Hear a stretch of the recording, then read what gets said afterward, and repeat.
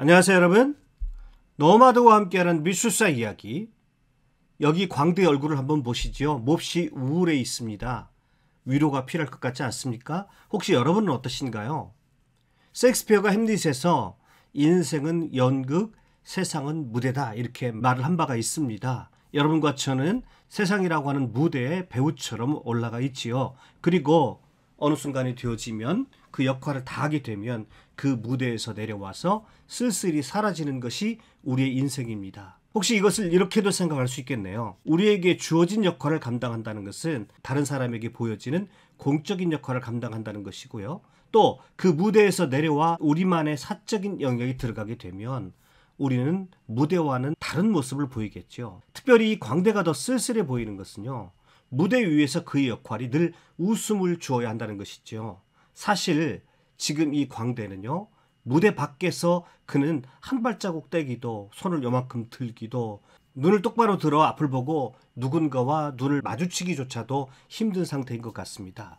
누군가 다가가서 위로해주고 안아줘야 할 것 같습니다. 겉으로 보이는 모습이 어떠하든 사람은 저마다의 이유로 속으로는 힘들어하고 쓸쓸해하는 것 같습니다. 더구나 요즘과 같이 코로나19로 인해서 팬데믹 상황에서 오랜 시간 지치고 힘든 우리 모두에게는 누군가의 위로가 간절히 필요한지도 모르겠습니다. 이 작품의 작가를 소개시켜 드리겠습니다. 장 앙투안 와토입니다. 17세기 말 18세기 초반에 살았던 프랑스 화가인데요. 흔히 그를 일컬어서 로코코 미술의 창시자다 이렇게 부릅니다. 그는 이 세상에 없는 미술 양식, 새로운 장르를 만드는 화가인데요.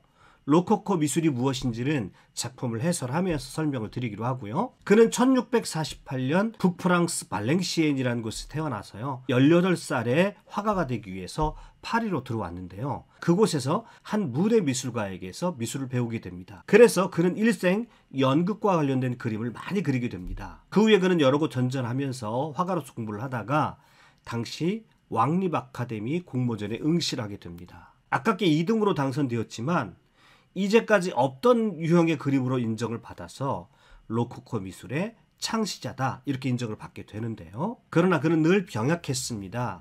일생을 결핵이라고 하는 병으로 시달려야 했기 때문에 그의 그림에는 깊은 우울감이 배어 있습니다. 결국 고흐와 같은 나이 즉 37살이라는 젊은 나이에 그는 안타깝게 운명을 달리하고 맙니다. 이 장 앙투안 와토를 이해하기 위해서는요. 태양왕 루이 14세를 알아야 됩니다. 지금 보시는 이 그림의 주인공이 그 유명한 태양왕 루이 14세입니다. 그의 치세의 성격은 짐이 곧 국가다라는 말 속에 압축이 되고 있죠. 말 그대로 절대왕정이라고 합니다. 모든 권력이 한 사람 루이 14세에 집중되어 있는 정치체제를 말합니다. 지금 보시는 이 초상화는요. 63세의 모습으로 그가 77살에 죽었으니까 태양왕의 절정기였습니다. 지금 이런 유의 초상화를 일컬어서 위세 초상화다 이렇게 말을 합니다. 왕의 권력을 한껏 치켜세운 그림이죠. 풍성한 머리숱을 가지고 있고요. 황금칼을 차고 지팡이를 짚으면서 위험 있는 포즈를 취하고 있습니다. 눈 부분을 확장시켜 보면요. 밑을 바라보고 있습니다.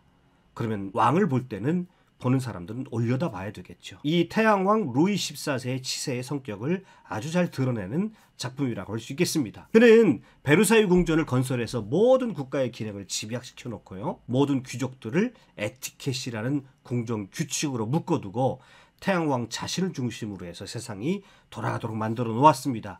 귀족들은 자신의 영지에 머물 수가 없었습니다. 그들은 모두 이 절대 왕이 거하는 베르사유 궁전에서라야 귀족다움을 유지할 수 있는 그런 시대였습니다. 그리고 그곳에서 루이 14세는 사치와 향락의 극치를 누리고 살아갑니다.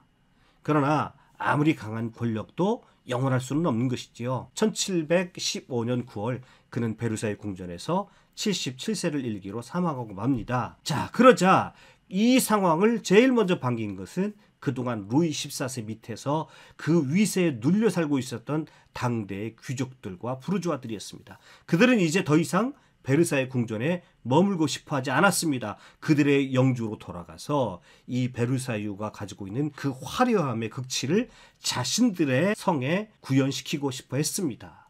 그것을 화려하고 아름답게 장식하여 다른 사람에게 자랑하고 싶어졌습니다. 루이 14세가 죽고 귀족들의 시대가 도달하게 되는데요. 이러한 시대적 변화가 오늘 우리의 주인공 화가 장 앙투안 와토의 작품 한 작품 속에 그대로 표현되어 있습니다. 바로 이 작품인데요. 제르셈의 상점 간판이라는 작품입니다. 제르셈이 누구냐면 와토의 친구이자 미술품 상인이었습니다. 이 작품은 화랑 입구에 장식할 작품으로 그려진 것인데요. 그림의 중앙에 보시면은요, 와토의 자화상으로 보이는 젊은 신사가 정중히 숙녀를 화랑 안으로 초대하고 있는 것을 볼 수가 있습니다. 초대받은 그녀가 힐끗 왼쪽을 바라보고 있는데요. 거기에는 루이 14세의 그림이 상자 속으로 들어가고 있는 것이 보입니다. 루이 14세는 더 이상 사람들의 관심이 되지 못한다라고 하는 것을 상징적으로 보여주고 있지요. 즉 루이 14세의 절대왕정의 시대는 이제 가고요. 바로코의 시대는 가고요. 자, 이제 로코코의 시대가 되었습니다. 그림의 오른쪽을 확대시켜 보게 되면요. 이 화랑의 주인인 제르생이 귀족 또는 부르주아로 보이는 손님에게 둥그런 한 점 그림에 대해서 설명하고 있습니다.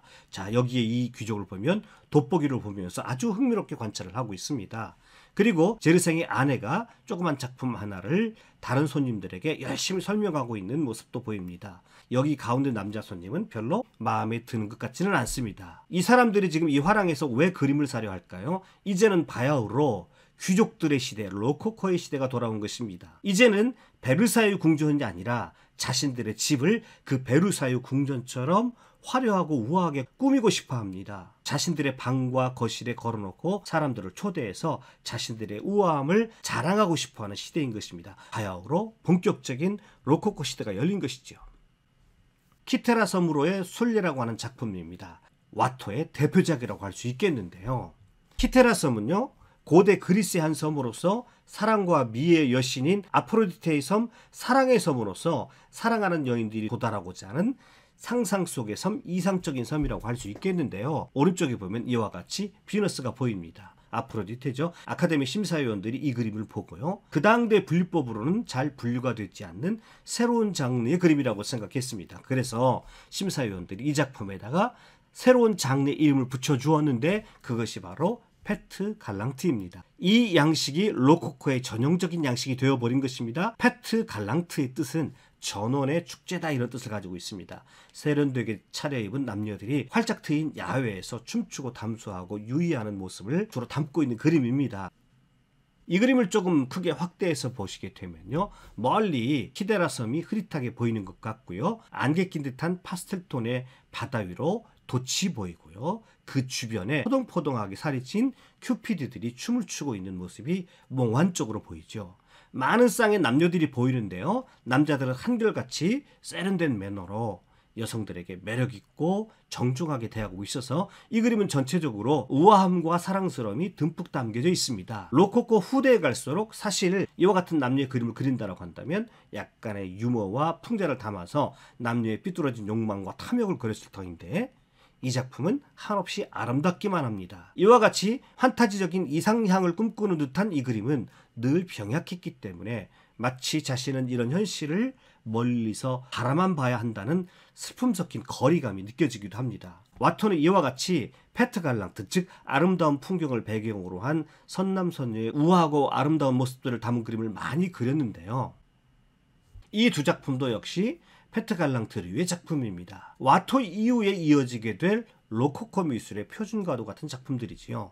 그러나 위에서 말씀드렸듯이 일그러지고 퇴폐적인 모습들을 그린 것이 아니라 우아하고 아름다운 작품들입니다. 모두 그림 그리는 작가의 입장에서 멀리 떨어져 있는 거리감이 느껴지는 그림들입니다. 작품 속의 인물들의 얼굴이 모두 흐리게 그려져서 선명하지 않습니다. 평생 건강 문제로 시달려야 했던 화가에게 그 귀족들의 세계는 그냥 작가 자신의 삶과는 다른 세계의 아름다움, 다른 세계의 행복이라고 그렇게 아마 무의식적으로 생각했던 것 같습니다. 와토의 작품 속에는 이런 쓸쓸한 거리감이 항상 배어져 있습니다.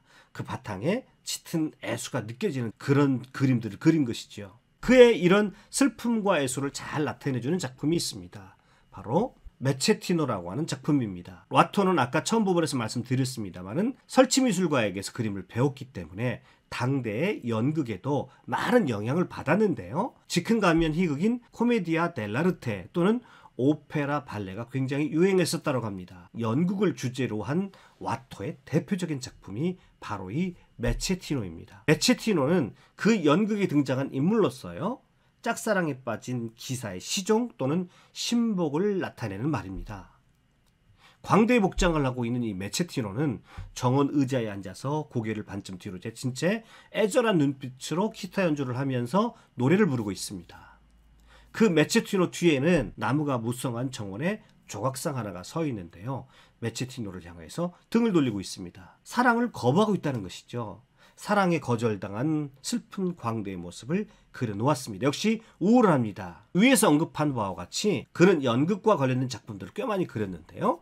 그의 작품 속에서는 유난히 광대가 자주 등장합니다. 유독 광대가 요즘 말로 와토가 많이 꽂혀 있었던 작품 대상이었음을 알 수가 있습니다.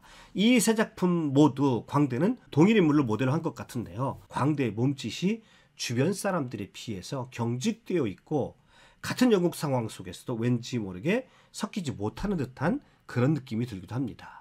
자, 그중 이 작품이 바로 피에로 질이라고 하는 작품인데요. 처음 영상 시작할 때 보셨죠? 루브르 박물관에 전시되어 있기 때문에 루브르의 질이라고도 불리우는 작품입니다. 질은 프랑스에서 광대를 가리키는 일반적인 말인데요. 관객에게 웃음을 주기 위해서 튀는 옷을 입고 있습니다. 얼굴에는 붉은 분을 칠하고 있지만 정면을 쳐다보는 그의 눈에는 슬픔이 칵 고여 있습니다. 정말 고독하고 서글픈 이미지를 하고 있습니다. 광대라서 더 서글퍼 보이는 것 같습니다.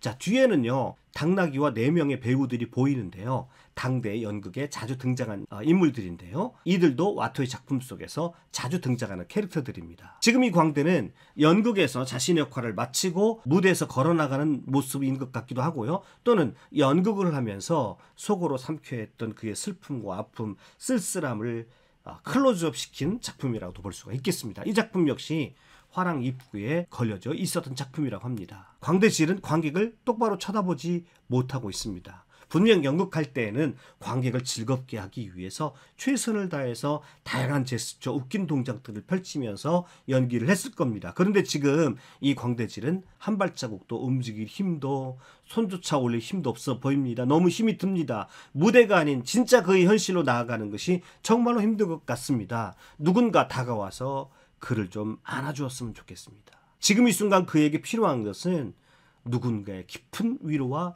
격려인 것 같이 보입니다. 평생 힘들게 살아온 화가 자신의 모습이 여기에 투영되었다고 보아도 좋을 듯합니다. 사실 우리 모두는 위로가 필요한 존재들입니다. 아무리 강한 척해도, 아무리 밝게 웃고 있어도 사실은 속으로 우리는 이렇게 피에로 질처럼 지쳐있는지도 모르겠습니다. 여러분이 그러하시다면 이 그림을 통해서 먼저 위로를 받으시고요. 우리는 서로서로 이렇게 서로의 약함과 상처를 돌보고 위로하는 존재들이 되었으면 좋겠습니다. 자, 오늘도 영상 끝까지 시청해 주셔서 대단히 감사합니다. 수고하셨습니다.